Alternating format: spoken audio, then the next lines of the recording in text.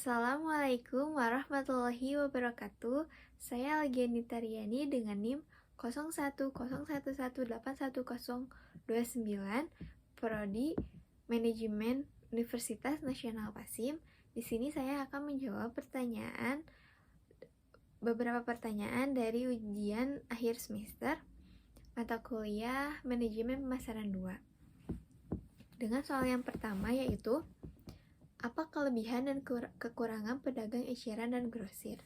Di sini saya akan terlebih dahulu menjelaskan apa sih kelebihan dari pedagang eceran, yaitu modal yang ditentukan cukup kecil, namun keuntungan yang diperoleh cukup besar.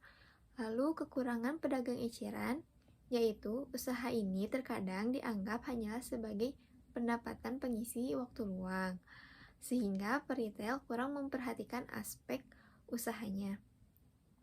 Lalu di sini juga ada kelebihan pedagang eceran, yaitu kemampuan untuk memindahkan sejumlah besar produk dengan suatu transaksi. Kontrak untuk produk kadang dapat diamankan sebelum ditanam panen. Lalu kekurangannya pada pedagang grosir ini yaitu harga ditentukan oleh pembeli, ketat peraturan tentang menyortir dan kemasannya, lalu konsisten jumlah dan kualitas yang diinginkan oleh pembeli. Lalu di sini soal yang kedua yaitu contoh internal control dalam organisasi pemasaran. Dalam kegiatan pemasaran di perusahaan itu apa saja? Di sini saya akan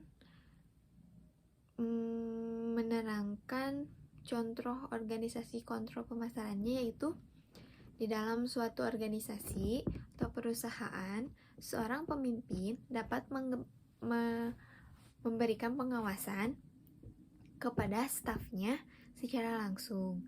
Tetapi semakin besar suatu organisasi nirlabanya, tentu saja pencapaian informasi dan koordinasi menjadi beberapa macam bagian dengan tanggung jawabnya masing-masing. Contoh pada bagian administrasi ataupun komunikasi. Lalu nomor 3, berikan contoh pengendalian pemasaran, yaitu pengendalian operasional, pengendalian profitabilitas, dan pengendalian strategi. Di sini saya akan memberikan contoh tentang pengendalian operasional, yaitu memiliki kinerja yang berlangsung dengan rencana tahunan. Tujuannya untuk memastikan bahwa perusahaan sudah mencapai pada tingkat penjualannya. Lalu pengendalian profitabilitas mengukur aktual berdasarkan jenis produk, saluran distribusi, kelompok pelanggan, serta besaran pemasarannya. Pengendalian strategi, cara memastikan apakah rencana atau strategi yang sudah disusun cukup efektif dengan kondisi pasar tertentu.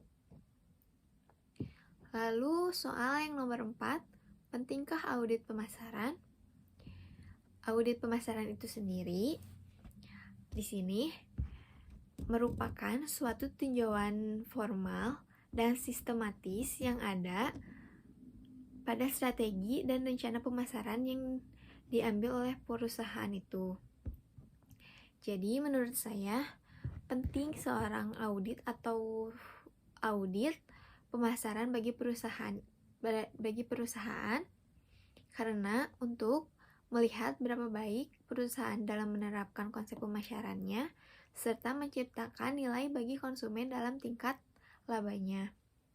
Lalu yang kelima, menurut pendapat saudara, produk apa yang dihasilkan di Indonesia sudah memiliki pasar global? Jelaskan dan berikan bukti terkait jawaban tersebut.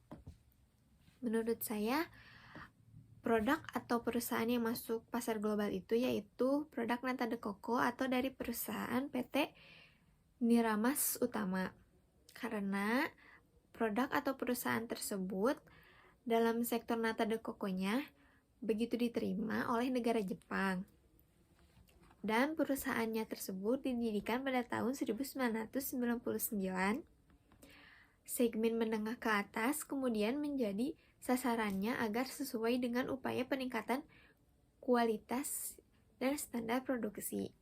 Di negara Jepang itu sendiri, banyak sekali peminat atau masyarakatnya yang meminati nata de coco, sehingga produk atau perusahaan ini sangat atau memang masuk pada pasar global. Terima kasih atas perhatiannya. Mohon maaf jika banyak kesalahan atau kekurangan ataupun kurang tepat dalam menjawabnya. Wassalamualaikum warahmatullahi wabarakatuh.